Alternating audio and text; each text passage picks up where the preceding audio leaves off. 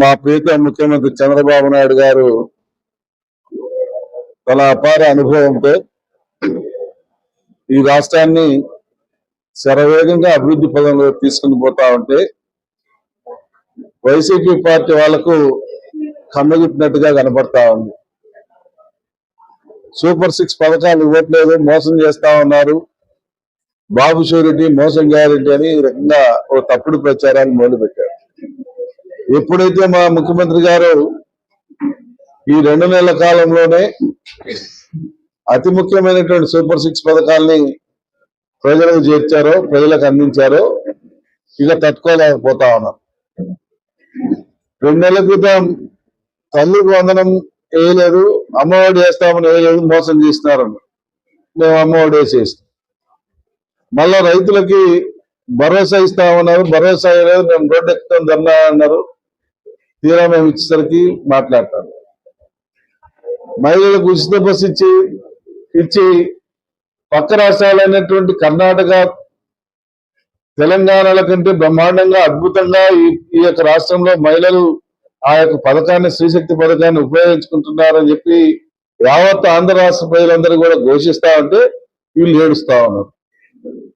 ఈరోజు మళ్ళా ఏంటి, యువతకి ఏం చేయట్లేదని చెప్పి చెప్తాను. చేస్తాం, త్వరలో చేస్తాం, చేపిస్తాం.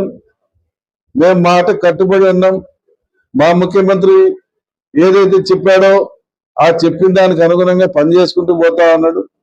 75 సంవత్సరాల వయసులో గంట కూడా నిద్రపోకుండా తిరిగి రాష్ట్ర ప్రజల కోసం కష్టపడి పనిచేస్తాను. మీరు ఏ రోజున ఈ రకంగా తిరిగిందా? ఏ రోజున రాష్ట్రంలో మీరు ప్రజా సమస్యల మీద స్పందించిందా?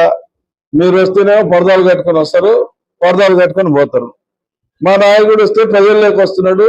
ఒక్కొక్క వర్గానికి, ఒక్కొక్క సామాజిక వర్గానికి సంబంధించినటువంటి ఇష్యూస్ ని ఆయన అవగాహన చేసుకుంటూ న్యాయం ఏ రకంగా చేయాలని చెప్పుకుంటూ ఆయన పోతా ఉన్నాడు. మరి మీకు మాకు పోలిక ఏంటనేది ప్రజలు గమనించారు. ప్రజలు ఆల్రెడీ గమనించి ఈ సూపర్ 6 పథకాలు బ్రహ్మాండంగా ఉన్నాయి, సూపర్ హిట్ అని చెప్పి వాళ్ళు చెప్తా ఉంటే మీరు ఎందుకు ఒప్పుకోలేకపోతున్నారు, ఎందుకు ఓర్చుకోలేకపోతున్నారు, ఎందుకు దాన్ని జీర్ణించుకోలేకపోతున్నారో మాకైతే అర్థం కావట్లేదు. ఈరోజు ఏమంటారు, మళ్ళా అమరావతిలో పడవలు పోయినాయంట. యాడలో పడవలు పోయింది? మీ జగన్ ఇంట్లో పడవలు ఉన్నాయి, చూపించండి. మీ జగన్ ఇంట్లో పడవలు ఉంటే కానీ మా ఇళ్ళలో కూడా ఉన్నట్టే. మీ ముఖ్యమంత్రి కూడా, మీ మాజీ ముఖ్యమంత్రి కూడా అమరావతిలోనే కదా ఉంది. మా మీద తప్పుడు ప్రచారాలు చేస్తారా? అంటే అమరావతిని ఇప్పటికీ సంకరాకిచ్చింది కాక, మీరు 3 రాజధానులను పెట్టి రాష్ట్రాన్ని సంకరాకిచ్చింది కాక, ఈ రాష్ట్ర ప్రజల నోట్లో మట్టి కొట్టింది కాక, మళ్ళా ఈరోజు 3 రాజధానుల గురించి మళ్ళా ఎత్తేదానికి అమరావతి పడవలు పట్టుకుని పోతున్నాను ఒకడంటే, ఒకటి పులస చేపలు తింటాను పోతున్నాను ఒకడంటే, ఏంటో మరి అంత జోక్ ఉందా మీకు? ఇన్ని వేల కోట్ల రూపాయలు మీ చరిత్రలో ఎప్పుడైనా ఖర్చు పెట్టారా ఒక పట్టణం కోసం? ఈ రోజు దగ్గర 75,000 కోట్ల రూపాయల డబ్బులు అమరావతి పట్టణం కోసం, రాష్ట్ర రాజధాని కోసం ఖర్చు చేసి పనులు ప్రారంభించే విధంగా దేశ రాజధాని, దేశ ప్రధానమైనటువంటి నరేంద్ర మోడీ గారితో శంకుస్థాపన చేసి పనులు ప్రారంభిస్తా ఉంటే మీకు అవగాహన ఉందా? ఏ రకంగా మాట్లాడుతా ఉన్నారు మీరు? ఇప్పటికైనా మీ నోటికి తాళాలు వేసుకోండి. మీకు ఇంకా సిగ్గొచ్చినట్టు లేదు. మీకు ఈసారి 11 పక్కన ఒకటి కూడా మిగిలేటట్లేదు. 151లో ఒకటి ఎగిరిపోయింది, ఈసారి ఒకటి కూడా ఎగిరిపోయేటట్టుంది. మీరు మాటలు సక్రమంగా పెట్టుకొని మేము చేస్తా ఉన్నాం. మీరు మాటలు సక్రమంగా పెట్టుకొని మాట్లాడండి. ప్రజలు మిమ్మల్ని విశ్వసిస్తే మీకు సీట్లు పెరుగుతాయి. విశ్వసించకపోతే లాస్ట్కి ఒకటే దిక్కు అవుతుంది. మీరు మమ్మల్ని మాట్లాడుతూ ఉన్నారు, వేలు చేస్తా ఉన్నారు, మీ రోత పత్రికల్లో మీ ఇష్టం వచ్చినట్టు రాపిస్తా ఉన్నారు, మా మీద రాపిస్తా ఉన్నారు, మా నాయకుల మీద రాపిస్తా ఉన్నారు. ఎవరిని మీరు పెట్టలేం. మీరేమో సజ్జనులు, మేము దుర్మార్గులమా? మేమేమో ఇష్టం వచ్చినట్టు రౌడీలు చేస్తామా? మీరేమో బ్రహ్మాండంగా పరిపాలన చేశారా? ఒక్కరిని చెప్పమానండి రాష్ట్రంలో, ఒక్కరిని చెప్పమానండి రాష్ట్రంలో. 5 సంవత్సరాలు మేము గుండె మీద చేసుకొని పడుకున్నాం, ప్రశాంతమైన నిద్రపోయినామని చెప్పి ఒక్క కుటుంబాన్ని చెప్పమానండి. లేదంటే సీక్రెట్ ఓటింగ్ పెట్టమనండి, బ్యాలెట్ ఓటు, సీక్రెట్ ఓటింగ్ పెట్టి ఓట్లు ఇవ్వనండి, చెప్తారు ప్రజలు. అలాగాని ఏది పడితే అది రాసి, ఏది పడితే అది మాట్లాడి, ఏది పడితే అది వాగి మీరు ప్రజలకు చులకనిస్తా ఉన్నారు. దయచేసి మీరు వైసీపీ వాళ్ళు బురద వెళ్ళటం మానుకోండి. మా మార్కాపురం జిల్లా ఎందుకు చేయలేదా? మాట్లాడండి మీరు, ఎందుకు చేయలేదా? జిల్లాని ఆ రోజు అనౌన్స్ చేయమని చెప్పి మేము ఎలుగెత్తి మా ఘోష వినిపించాం.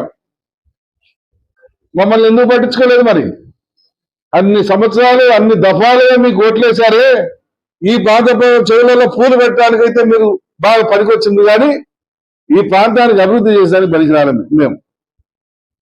వెలుగొండ ప్రాజెక్ట్ ఏం చేశారా? ఎంత పర్సెంటేజ్ చేయించారా? ఎంత పర్సెంటేజ్ చేయించారు? 19-24 మధ్యన రండి, లెక్కలు కూర్చున్నాం. మీరు చిత్తశుద్ధితో పనిచేశారా? మేము చిత్తశుద్ధితో పనిచేసుకుంటున్నామా? మేము ప్రజలకు అందుబాటులో ఉండి పనిచేస్తా ఉన్నామా? మీరు ఎంత మాత్రం ఉండి పనిచేశారు? మీరు ఏం చేశారు? మేమేం చేశాం తెలుసుకున్నాం. ఊరికే ప్రజలను తప్పుదోవ పట్టించుకుంటూ ప్రజలని మీ యొక్క తప్పుడు పత్రికలు, తప్పుడు రాతలు రాపించుకుంటూ మీరు లబ్ధి పొందాలని చెప్పి చూసుకుంటా ఉన్నారు. ఎట్టి పరిస్థితుల్లో మా ట్రిపుల్ ఇంజన్ సర్కార్ ఏదైతే చంద్రబాబు నాయుడు గారు, మా యువ నాయకుడు నారా లోకేష్ బాబు గారు, మా పవన్ కళ్యాణ్ గారు, వీళ్ళ ముగ్గురు భుజస్కంధాల మీద ఈరోజు రాష్ట్రాన్ని నడుపుకుంటా ఉన్నాం. నా పర్సనల్ అభిప్రాయం, మా 3 ఇంజన్లు బ్రహ్మాండంగా ఉన్నాయి. బ్రహ్మాండంగా సర్వేలతో 130 కిలోమీటర్ల స్పీడ్ తో పోతా ఉన్నాయి. దాన్ని 200 కిలోమీటర్ల స్పీడ్ కు తీసుకుపోయేదానికి 75 సంవత్సరాల యువకుడు పరిగెత్తుతా ఉంటే మీ చేత కావటం లేదు ఆయన వెంట పట్టడానికి. ఈ విషయం గుర్తుపెట్టుకోమని ఈ యొక్క వైసీపీ నాయకులకు నేను మనవి చేసుకుంటా ఉన్నాను.